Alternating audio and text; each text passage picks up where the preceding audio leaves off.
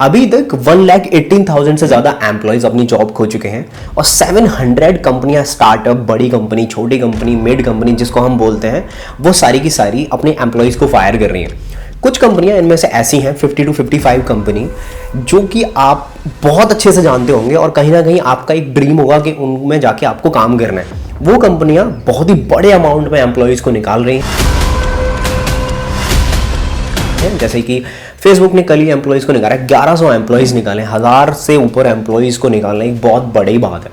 अब सबसे पहले दिमाग में ये क्वेश्चन आता है कि यार अब इतने सारे एम्प्लॉयज़ निकाल लेते तो एक टाइम पे इतनी दबा के फायरिंग क्यों हो रही थी और हायरिंग क्यों हो रही है, राइट? अभी ये फायरिंग बहुत दबा के हो रही है और एक टाइम पे क्यों इतना ज़्यादा हायर कर रहे थे? ये कॉमन सा क्वेश्चन है, आपके भी दिमाग में आता होगा। देखो, एक इसको समझने के पीछे ना थोड़ी इकोनॉमी समझनी पड़ेगी हर जगह की।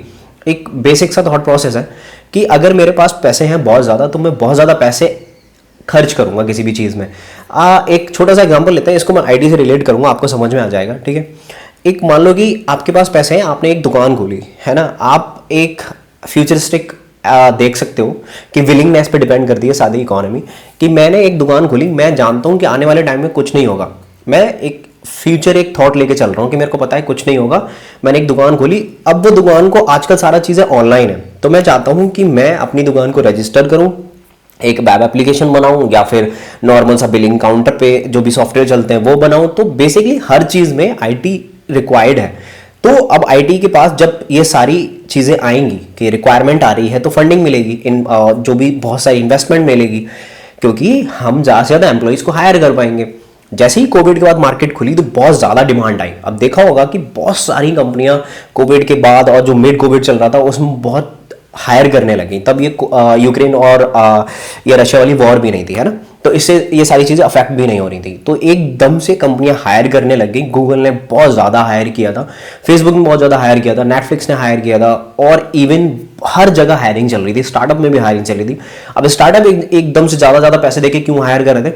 एकदम से स्टार्टअप के पास रिक्वायरमेंट आती है क्योंकि जो बिग टेक कंपनी होती है उसी चीज़ को लाइक सपोज 1 करोड़ में करके दे रही है और जो दूसरी कंपनी है उसको 50 लाख में, 60-70 लाख में करके दे रही है स्टार्टअप वाली। तो ऑब्वियसली वो ज़्यादा मार्केट कैप्चर करते हैं, तो पैसे दे रहे हैं लोगों को। जहाँ पे किसी को 8 लाख रुपए मिल रहे हैं वो 10-15 लाख रुपए देके एम्प्लॉय लेके आ रहे हैं और कर रहे हैं। ये रीज़न है कि वो बहुत फ्रीक्वेंटली हायर कर रहे थे। अब आप उससे पूछोगे ठीक है कि यार अब ये सारी चीज़ें हैं तो अब ये फायर क्यों कर रहे हैं?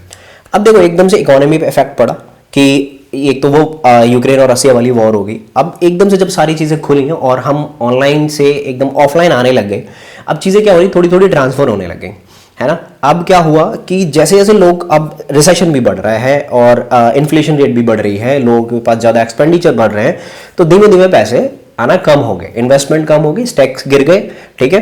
अब यही 2 रीज़न होते हैं कि अगर कंपनी फायर करती है। तो अब इसमें क्या करती है कंपनी, जो भी एक्सपीरियंस्ड एम्प्लॉय होते हैं उनको फायर कर देती है कि भाई मेरे एक्सपीरियंस्ड एम्प्लॉय है, मैंने इनको फायर कर दिया। अब सिंपल सा क्वेश्चन है कि आप मेरे से पूछोगे कि यार मैं जॉब कैसे सेव करूं अपनी। अगर आप एक्सपीरियंस्ड हो, आपको 6 से 7 साल का एक्सपीरियंस है, तो सबसे एक छोटा सा चीज़ करनी है आपको। हाँ, इसमें बहुत ज़्यादा टाइम लगेगा। अब एक प्रोजेक्ट में जाओ, वहाँ तगड़ी वाली डिपेंडेंसी बना दो कि आप अगर छुट्टी पे हो तो आपकी टीम ऐसे काम कर रही है जैसे आज छुट्टी। वो डिपेंडेंसी बनाने में आपको लगेगी 1 साल, लेकिन वो डिपेंडेंसी ऐसी होनी चाहिए कि आपके बिना प्रोजेक्ट हिलना नहीं चाहिए। अब बात होती है कि यार अगर सारी कंपनी में रिसेशन आया तो आपको कोई बचा नहीं सकता, तो उससे हम कैसे बचेंगे? सिंपल सा प्रोसेस है, आपको हमेशा अपनी स्किल्स अपडेट रखनी है कि अगर मार्केट में जो भी चल रहा है नया, आप अगर मशीन लर्निंग में काम करते हो तो आपको पता होगा क्या मशीन लर्निंग पे चल रहा है, अगर आप जावा पे काम करते हो तो आपको पता होगा जावा पे क्या चल रहा है, पाइथन पे काम करते हो तो पाइथन पे पता होगा क्या चल रहा है। ये सिंपल सा प्रोसेस है कि आपको हमेशा अपने आप को अपडेट रखना है। एंड यार हाँ, बुरा तो लगता ही है कि अपने साथ वालों की जॉब ऐसे जा रही है बिना कुछ बताए हुए, लोग फायर कर रहे हैं। तो इसके लिए आप क्या कर सकते हो, अगर आपको कोई भी पोस्ट दिख रही है लिंक्डइन पे, आपको कोई भी पोस्ट फेसबुक पे दिख रही है, आपको किसी की भी पोस्ट कहीं पे भी दिख रही है, व्हाट्सएप स्टेटस दिख रहा है, आप जाके कमेंट करो। अगर आप रेफर कर सकते हो तो बहुत अच्छी बात है, कंपनी रेफर को, डजेंट मैटर आपको कौन सा एम्प्लॉय किस कंपनी का दिख रहा है तो आपका साथ के वाले ही ना, कि आपके जैसे ही काम कर रहा है, तो आप जाके उसको शेयर करो, लाइक करो, जो आपको करना है करो। लेकिन हाँ, एक स्टेप लो किसी की हेल्प करने के लिए, राइट?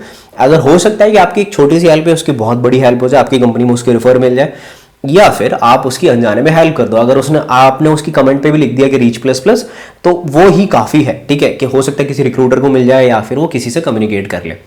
लेकिन हाँ, अब कुछ सारे ग्रुप्स भी ऐसे हैं जो यूट्यूबर्स ने बनाए, आप उनको जाके ज्वाइन कर सकते हो, वहाँ पे डेली अपडेट्स आती है।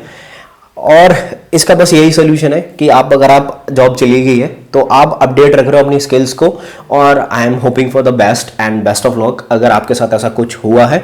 और एक मेरी बहुत ही इंपॉर्टेंट एडवाइस, अगर अभी आप स्विच प्लान कर रहे हो तो भाई मेरे जहां बैठे हो वहीं बैठे रहो, ये अभी कुछ करने की कोई भी जरूरत नहीं है।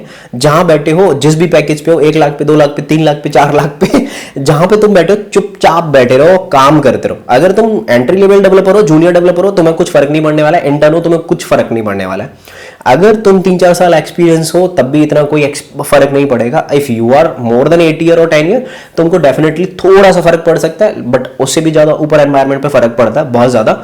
लेकिन फिर भी अगर आप किसी भी एंट्री लेवल पे, मिड लेवल पे या फिर एक्सट्रीम लेवल पे हो, जहां आप काम कर रहे हो वहां करते रहो। अभी आई रिकमेंडेड कि कोई फायदा ही नहीं है अभी स्विच करने का, फालतू में आप अपने लिए परेशानी खड़ी कर लोगे। जितने भी पैसे होंगे बाद में कमा लेना, पहले अपनी जॉब बचा लो, ठीक है।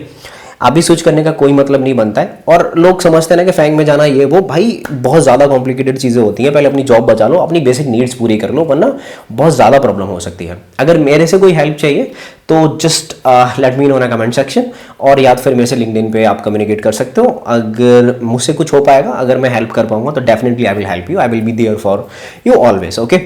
I will see you in the next video with some other topic. Till then, take care. Bye bye.